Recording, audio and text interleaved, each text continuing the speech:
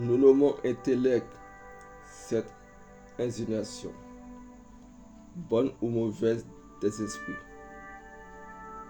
parce qu'il s'agit et agit sur des êtres spirituels. Les esprits pervers sont assujettis aux mineurs, ayant dégénéré de leur puissance supérieure par les prévarications. Les bons esprits sont également assujettis à l'homme par la puissance caténaire, qui reçut avec son émanation. Cette puissance universelle de l'homme est annoncée par la parole du Créateur, qui lui dit: j'ai tout créé pour toi. Tu n'as qu'à commander pour être obéi.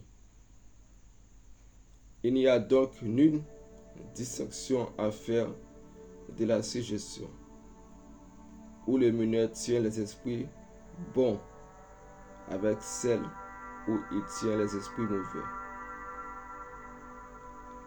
Si l'homme se fût maintenu dans son état de gloire, il aurait servi de bon et véritable intellect aux mauvais démons, ainsi que même on fait sentir les mauvais intellects aux premiers mineurs,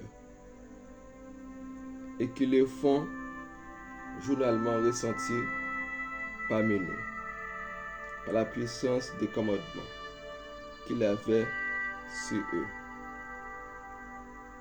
L'homme pouvait encore plus les resserrer de les privations en les refusant toute communication avec lui, ce qui nous est figuré par l'inégalité des 5 doigts de la main.